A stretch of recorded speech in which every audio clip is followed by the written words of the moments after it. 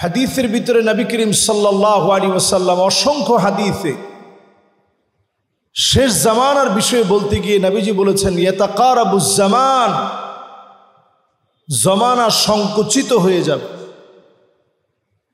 একটা সপ্তাহ চলে যাবে দিনের মতো করে, মাস চলে যাবে সপ্তাহের মতো করে, বছর চলে যাবে একটা মাসের মতো করে, দিন চলে যাবে চোখের পলকে।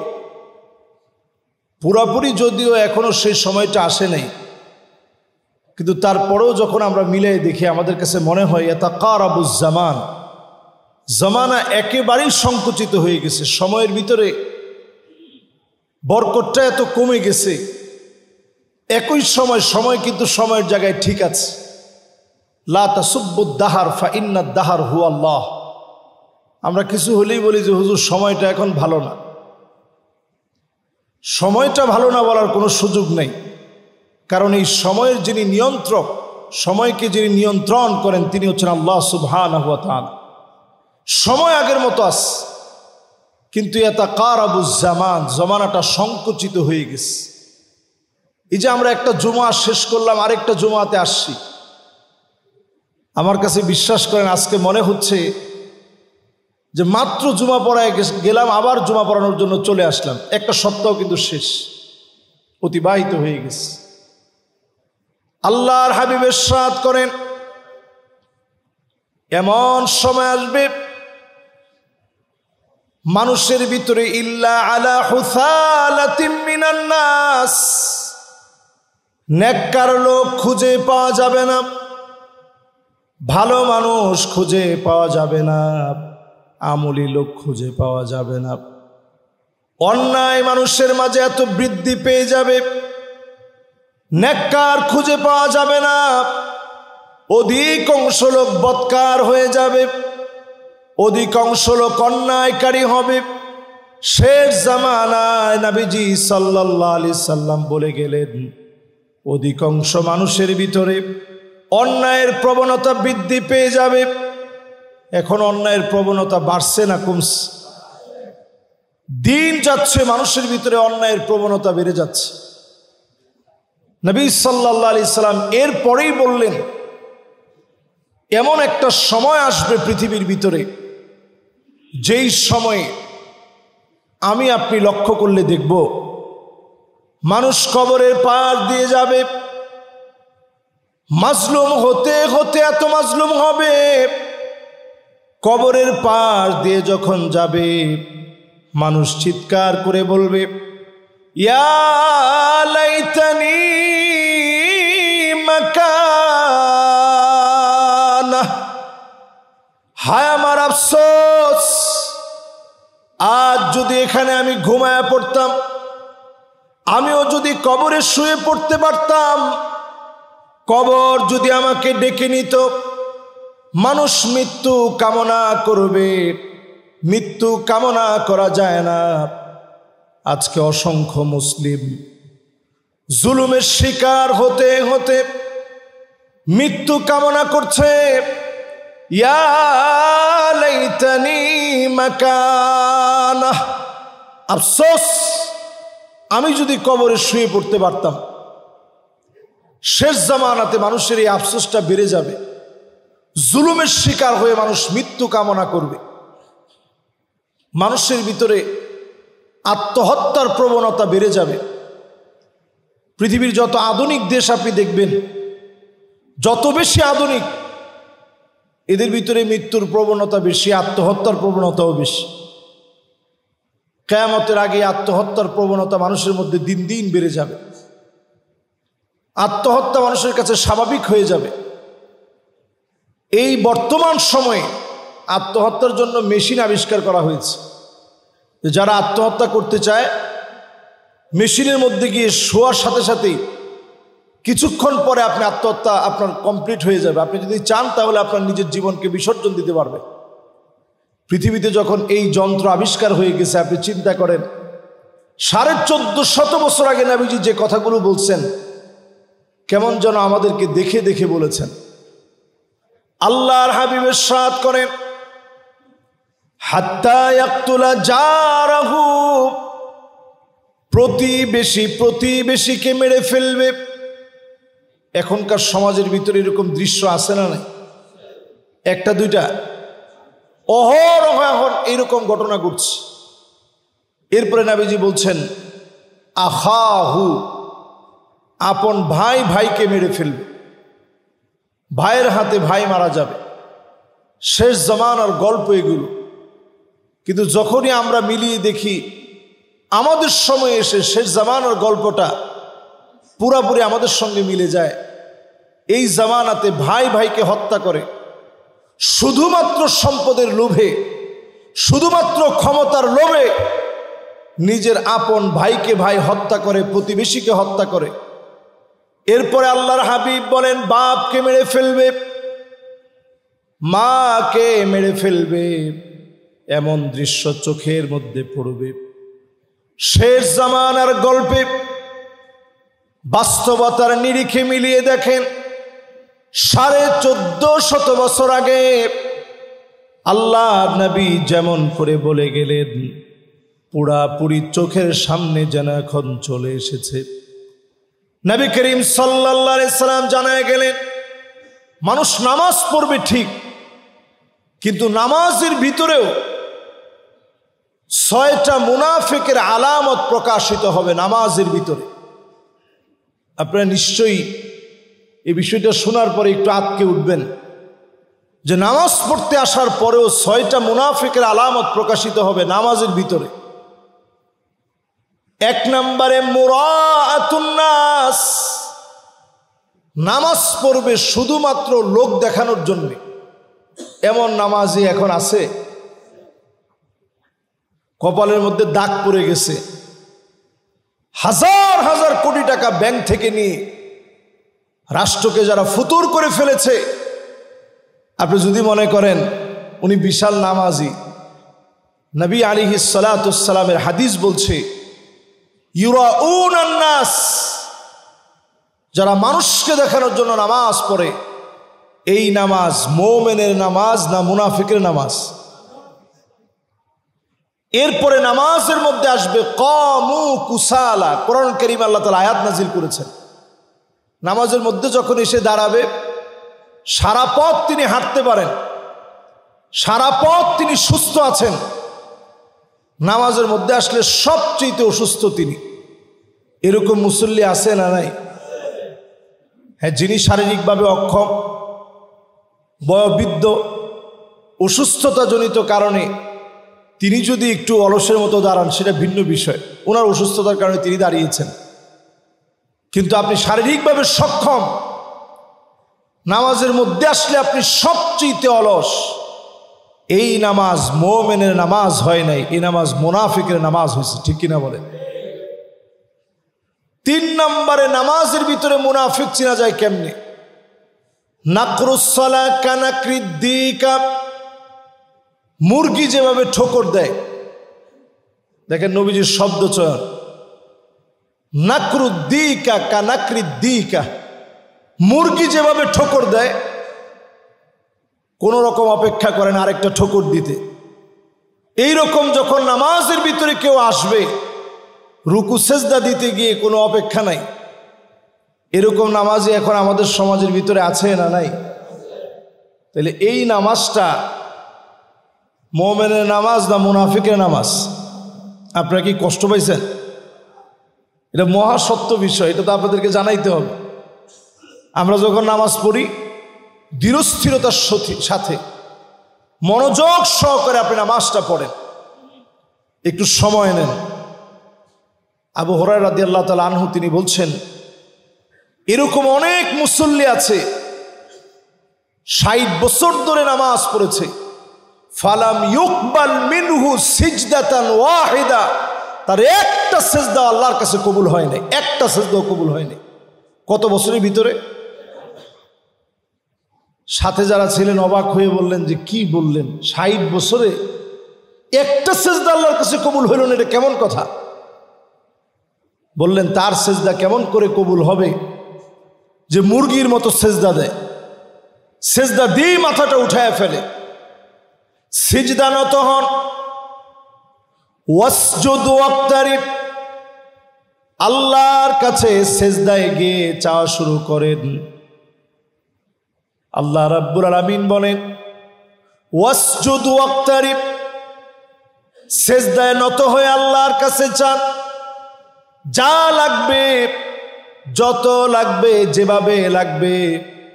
নফল নামাজের ভিতরে মনের ভিতরে শুধু আপনি জাগ্রত করবেন আলিমুম বিযাতিস সুদূর, মুখে বলা লাগবে না, অন্তরে শুধু লালন করেন। যা যা লাগবে মনে আসতে দেরি হবে, যিনি পুরা করতে দেরি করবেন না তিনি কে? এই সময় মনের ভিতরে জাগ্রত করেন। সেজদার ভিতরে থেকে লম্বা সময়টা একটু শ্বাস নিঃশ্বাস নেন। সায়েন্টিফিকভাবে ওইটা সুস্থ থাকার জন্য প্রমাণিত একটি মহা ঔষধ আল্লাহ তাআলা আমাদেরকে দিয়েছেন। সেজদার ভিতরে একটু লম্বা সময় নেন, আপনার কিডনি ভালো থাকবে, হার্ট ভালো থাকবে, আপনি সুস্থ থাকবেন, প্রাণবন্ত থাকবেন। বর্তমান মেডিকেল সায়েন্স বলছে লম্বা সময় ঘুমালে যেরকম উপকার হয়, লম্বা সময় সেজদার যে ব্যায়ামটা, সেজদায় আমরা যেভাবে থাকি এইভাবে যদি একটু লম্বা সময় থাকতে পারেন, ঘুমে যেভাবে প্রশান্তি আসে এইরকম একটা প্রশান্তি আল্লাহ রাব্বুল আলামিন দিয়ে দিবে। সুবহানাল্লাহ। একটু সময় এখানে দেন, আল্লাহর কাছে চাইতে থাকেন। হাদিসের ভিতরে আসে আকরাবু মা ইয়াকুনুল আবদু মির রাব্বিহি ওয়া হুয়া সাজিদুন ফাকসিরুদ দুআ। সিজদায় যখন চলে যাবেন মন খুলে আল্লাহর কাছে বলবেন, যত বেশি বলবেন তত বেশি যিনি দিয়ে দিবেন তিনি কে? সিজদার সময় আল্লাহর কাছে বলেন, লম্বা সিজদা দেওয়ার অভ্যাস করেন। তাইলে গেল তিনটা। নামাজের ভিতরে মুনাফিক চিনার আলামত কয়টা? 6টার ভিতরে 3টা গেল। এটি একটু মুখস্থ করাই সবার। 1 নাম্বার, খেয়াল আছে আপনাদের? লোক দেখানো নামাজ। মাশাআল্লাহ, একজন আপনাদের সবার ইজ্জতটা অন্তত রাখছে। এবার একটু সবাই বলেন 1 নাম্বারটা কি? লোক দেখানো কোনো নামাজ পড়া যাবে না। আপনি কখনো যদি এই নিয়তটা চলে আসে যে মানুষ আমার নামাজি বলবে, সাথে সাথে আল্লাহর কাছে তওবা করবেন। 2 নাম্বার, একেবারে অলসতা আইসা নামাজের মধ্যে প্রদর্শন করা। 3 নাম্বার, রুকু সেজদা মুরগির মতো তাড়াতাড়ি যদি রুকু সেজদা দেওয়া হয়, এই নামাজ মুমিনের না বরং মুনাফিকের নামাজ। এরপরে আল্লাহর হাবিব সাল্লাল্লাহু আলাইহি সাল্লাম বলেন তাখিরুস সালাহ আন ওয়াক্তিহা, দেরি করে নামাজ পড়া। দেরি করে নামাজ যারা আদায় করবে এই নামাজ মুনাফিকের। শেষ ওয়াক্তে গিয়ে আর যখন সময় থাকে না এমন সময় গিয়ে নামাজ পড়া। এমন নামাজি এখন আমাদের সমাজের ভিতরে অহরহ।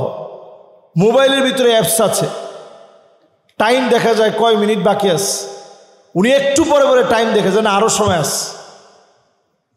ঠিক যখন আপনার নামাজের সময় হবে আপনাকে নামাজ আদায় করতে হবে। দেরি করার কোনো সুযোগ নেই যে আমি সবার পরে নামাজ পড়ব, সেই সুযোগ নেই। আপনি নামাজ পড়েন ওয়াক্ত মতো, সময় মতো। ইন্নাস সালাতা কানাত আলাল মুমিনিনা কিতাবাম মাওকুতা,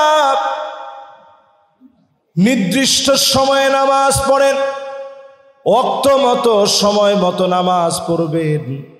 নামাজের মধ্য দিয়ে যিনি আপনার ভাগ্য খুলে দিবেন তিনি কে?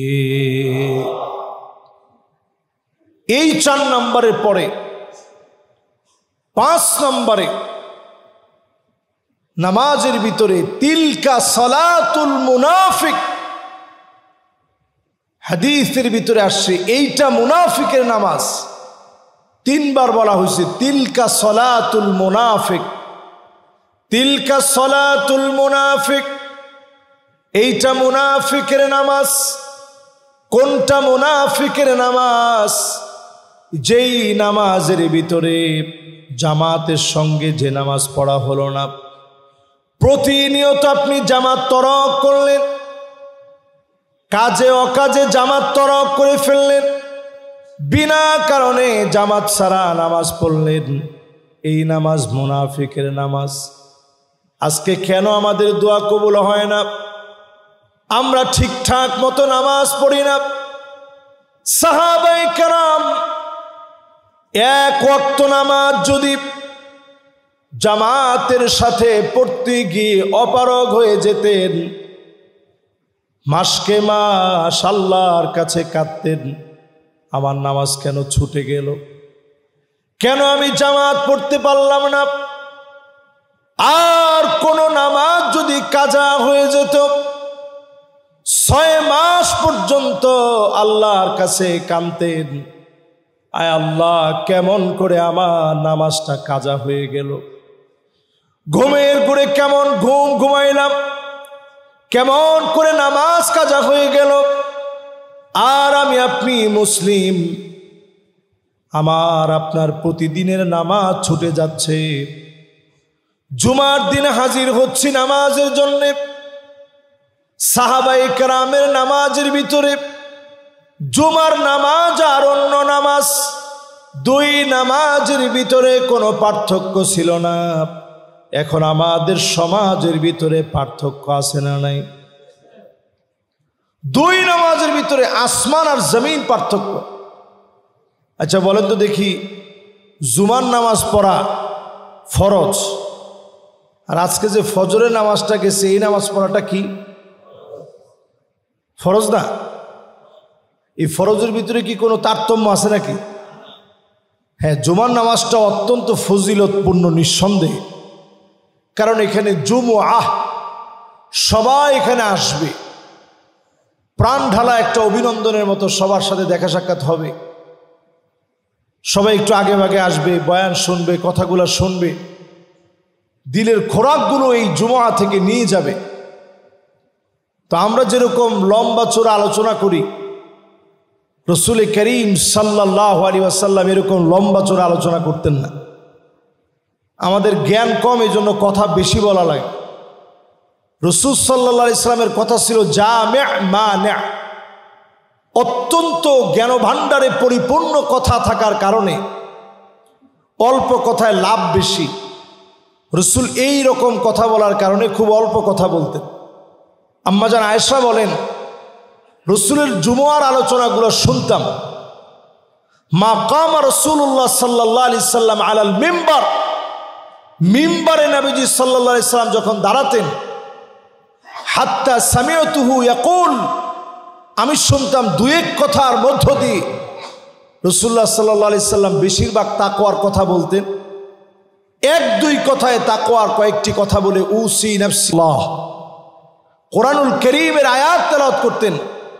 ইয়া আইয়ুহান নাস উ'বুদু রাব্বাকুমুল্লাযী খালাকাকুম মিন নাফসিন ওয়াহিদা ওয়া খালাকা মিনহা যাওজাহা وبث منهما رجالا كثيرا ونساء واتقوا الله الذي تساءلون به والأرحام। 2-1 আয়াত তেলাওয়াত করতেন, এর মধ্য দিয়ে আলোচনা শেষ হয়ে যেত। আমরা জ্ঞান কম থাকার কারণে আমাদের আলোচনা লম্বা হয়ে যায়। এই লম্বা আলোচনার ভিতর থেকে অন্তত যেন কিছু লাভ হয়, আমলের পরিবর্তন হয়, বাড়িতে যেন কিছু নিয়ে যেতে পারি, খোরাক যেন আমি আপনি এখান থেকে পাই।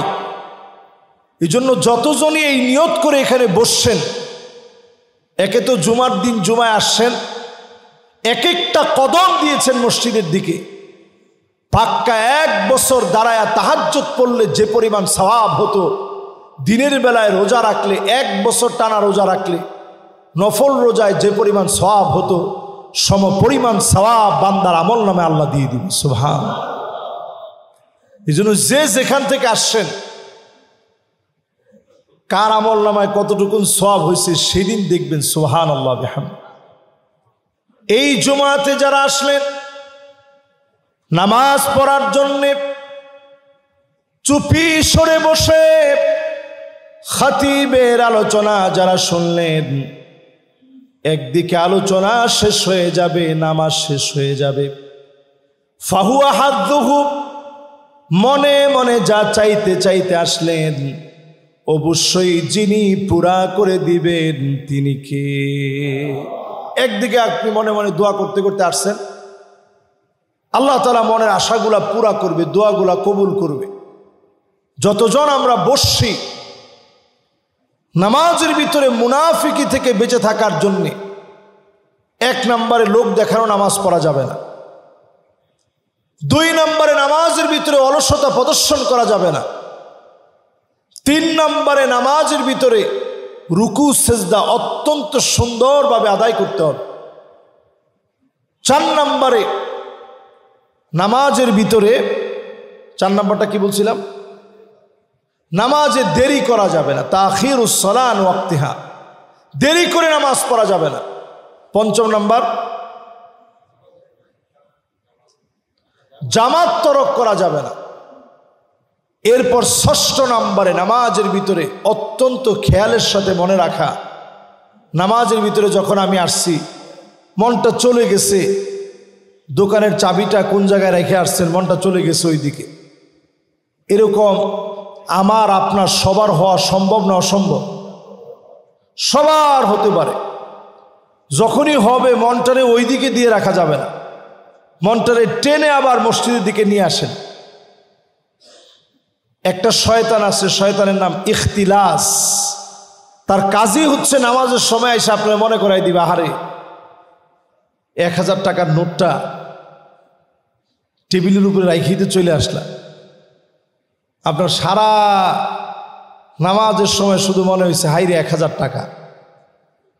এই শয়তানের নাম হচ্ছে ইখতিলাস।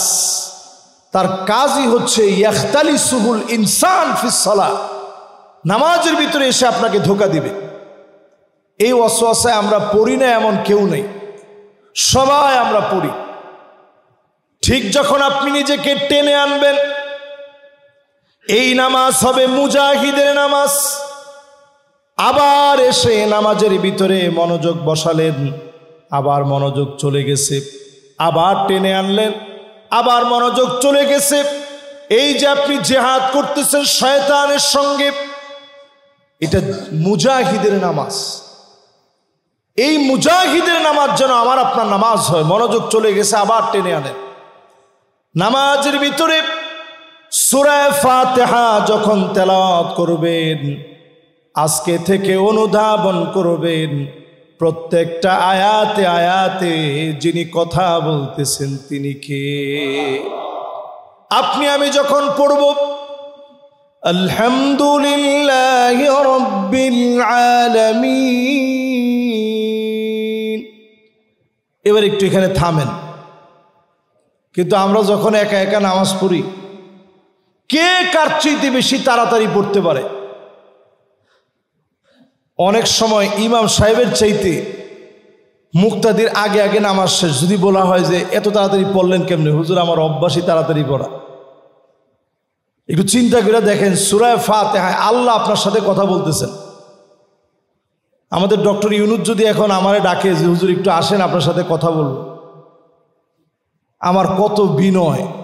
আপনি দেখবেন উনি কোন কাজে খুশি হবে, কেমনে কথা বললে খুশি হবে। সারাদিন আমার হয়তো ওদের মাথার ভিতরে খালি ঘুরবে যে কোন কথা বললে উনি খুশি হবে। স্বয়ং আল্লাহ আপনার ডাকতেছে। আল্লাহর গোলাম যখন বলবে আলহামদুলিল্লাহি রাব্বিল আলামিন, আল্লাহ পাক জবাব দিয়ে বলবে হামিদানি আবদি, আমার বান্দা আমার প্রশংসা করল। কথা বলতেছেন কি? আপনি যখন বলবেন আর রহমানির রহিম, সঙ্গে সঙ্গে আল্লাহ রাব্বুল আলামিন জবাব দিবে আসনা আলাইয়া আবদি, আমার বান্দা আমার সানা গাইল। আপনি যখন বলবেন মালিকি ইয়াউমিদ্দিন, আল্লাহ পাক জবাব দিয়ে বলবে মাজ্জাদানি আবিদি, আমার বান্দা আমার মর্যাদা বাড়ায় দিল। আপনি আমি আল্লাহর কি মর্যাদা বাড়াবো? আমার আল্লাহ এমন শাহেনশাহ, এমন বাদশাহ, এমন মালিক, যেই মালিকের সামনে 7 আকাশ আর 7 জমিন সরিষার দানা পরিমাণ হবে। কা খরদালাতিন সাবাব, 7 আকাশ 7 জমিন আল্লাহর সামনে 7টা সরিষার দানার মতো এত বড় মালিক। আপনি আমি যখন সূরা ফাতিহা পড়ি, আল্লাহ পাক খুশি হয়ে বলে মাজ্জাদানি আবদি, আমার বান্দা আমার মর্যাদা বাড়ায় দিল। আল্লাহ পাক এত খুশি হয়ে যাবেন, আপনি যখন সূরা ফাতিহা পড়বেন আয়াতে আয়াতে যিনি জবাব দিবেন তিনি কে?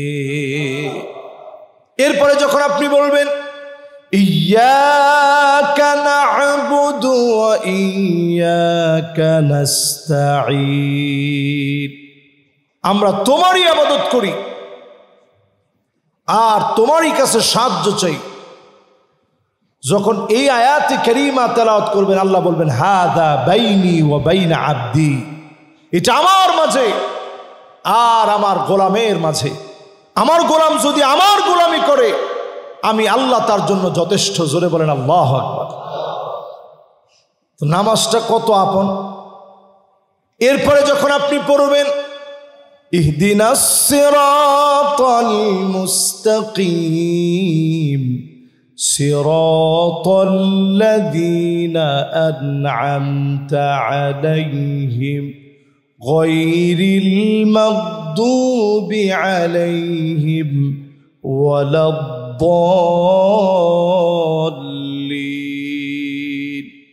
এই পর্যন্ত যখন আল্লাহর গোলামেরা পড়বে, আল্লাহ পাক আরেকটা জবাব দিবে হাযা বাইনি ওয়া বাইনা আবদি ওয়া লিআবদি মা সাল, এটা আমার মাঝে আর আমার গোলামের মাঝে। আমার গোলাম চাইতে দেরি হবে, আমি আল্লাহ তারে দিতে দেরি করব না। শুধু আল্লাহর কাছে চাবেন। এই সময় যদি আল্লাহর কাছে চাইতে পারেন, চাইতে দেরি হবে, আল্লাহ তাআলা দিতে দেরি করবেন না। এই জুমাবারে আজকে থেকে ইনশাল্লাহ নিয়ত করেন, যতদিন সূরা ফাতিহা এবং একটু বুঝে সুঝে পড়েন। কি পড়ছি নামাজের ভিতরে? সূরা ফাতিহার কম বেশি অর্থ আমরা সবাই জানি। অর্থটা নিজের ভিতরে একটু অনুধাবন করেন। আল্লাহর সামনে আমি দাঁড়িয়েছি, আমার নামাজটা সুন্দর হচ্ছে কিনা, আল্লাহ খুশি হচ্ছেন কিনা আমার নামাজে, একটু বুঝে সুঝে নামাজটা পড়ার চেষ্টা করেন। সূরা ফাতিহার ভিতরে মনোযোগটা যখন চলে আসবে, অন্যান্য যে সূরাগুলো আছে, বিশেষ করে সূরা ইখলাস, কার কার মুখস্থ না একটু হাত তুলে তো দেখি। মাশাআল্লাহ, এটা দিয়ে 2টা বিষয় হয়েছে। একটা হচ্ছে আপনাদের যে 100% মনোযোগ আছে এটা বোঝা গেছে, 2 নাম্বার আপনারা যে পারেন সেটাও বোঝা গেছে। তো একজন সাহাবী, উনি নামাজ পড়াইতেন, নবীজি ইমাম বানায় পাঠাইছেন। তো নামাজ পড়াইতে গিয়ে উনি সবসময় খালি সূরা ইখলাস পড়ে। তো কিছুদিন পরে নবীজি জিজ্ঞাসা করলেন, কিও ইমাম সাহেব কেমন? কইছে আলহামদুলিল্লাহ, সব দিক তো ঠিক আছে, কিন্তু সূরা ইখলাসটা প্রতিদিন পড়ে। তো নবীজি বললেন যে কিও, তুমি সূরা ইখলাসটা কিরকম আবশ্যক বানায় নিছো কেন? আরো তো সূরা আছে।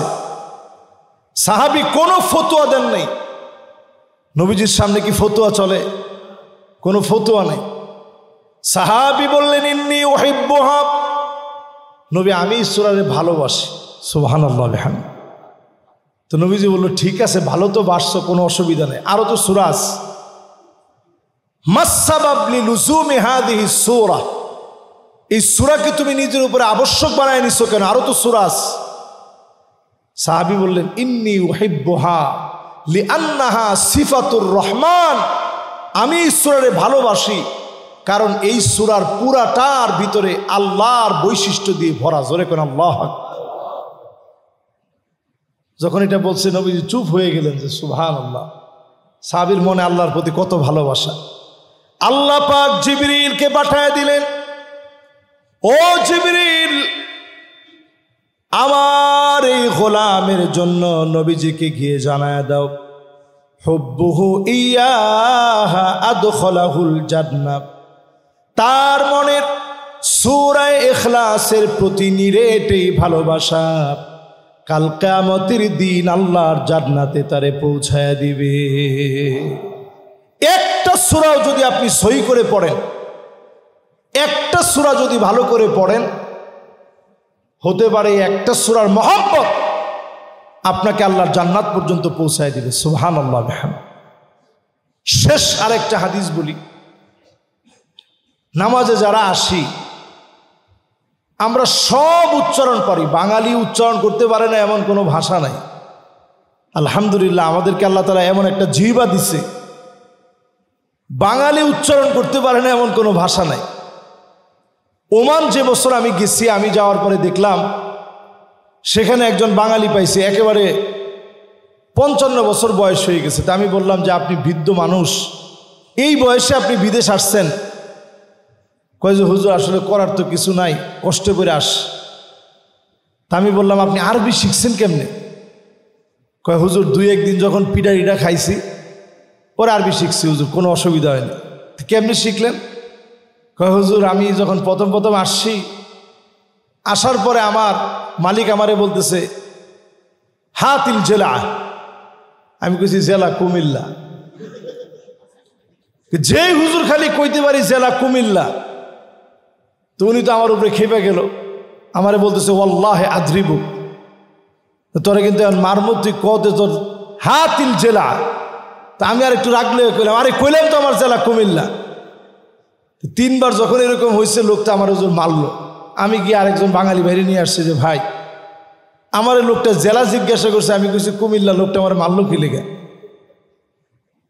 যখন জিজ্ঞাসা করলো কিও তারে মারছেন কে?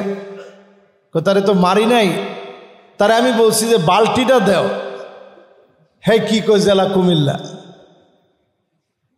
তো 2-1 দিন যখন এরকম হয়েছে হুজুর, তখন আস্তে আস্তে এই ভাষা শিখতে আমার দেরি হয়নি, অটোমেটিক শিখে ফেলছি। আপনি অনেক যারা আরব দেশে যে সমস্ত বাঙালি ভাইরা থাকে, আপনি আরবি শুনলে অবাক হয়ে যাবেন।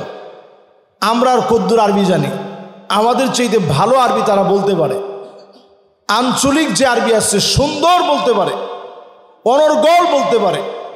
তা আপনি সব পারলেন, কোরআনটা সহি করে জীবনে শিখতে পারলেন না, কেমন করে আল্লাহর সামনে দাঁড়াবেন? এই কোরআন আপনার পক্ষে বিপক্ষে সাক্ষী দিবে।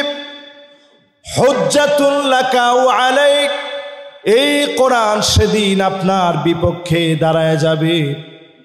মানুষকে যখন কবরে শোয়া দেওয়া হবে, অন্ধকার গুটগুটে কবরের ভিতরে লোকটা নজর করে দেখবে কে যেন তার জন্য দাঁড়ায় আছে। লোকটা প্রশ্ন করবে, কে গো তুমি? নামাজ দাঁড়ায় বলবে, নূরুন ওয়া বুরহানুন ওয়া নাজাহ,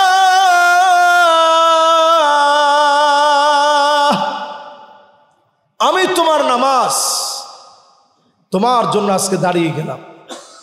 মাথার সামনে থেকে কোরআন বলবে, আমি তোমার কোরআন তেলাওয়াত, তোমার জন্য দাঁড়ায় গেলাম। সেদিন আপনার কোরআন তেলাওয়াত আপনার আমার জন্য দাঁড়ায় যাবে, পাহারাদার হয়ে যাবে, আল্লাহর সামনে সাক্ষী দিবে। কোরআনুল কারীম পড়ার চেষ্টা করেন, শুদ্ধ করার চেষ্টা করেন, একটা সূরার বিনিময়ে যিনি মাফ করে দিতে পারেন তিনি কে? আল্লাহ রাব্বুল আলামিনের কাছে আমরা কামনা করছি, যারা আমরা সালাত আদায় করার জন্য আসি, মনোযোগের সাথে শুদ্ধভাবে কোরআন তেলাওয়াত করে খুশু খুদু বিনয়ের সঙ্গে আস্তে ধীরে ধীরস্থিরতার সাথে আমরা সালাত আদায় করি, আল্লাহর কাছে সাহায্য কামনা করি। আল্লাহ রাব্বুল আলামিন আমাদেরকে তৌফিক দান করুক, সকলে পড়ে আমিন। হাযা মা ইনদি ওয়াল ইলমু ইনদাল্লাহ আলাইহি তাওয়াক্কালতু ওয়া ইলাইহি উনীব।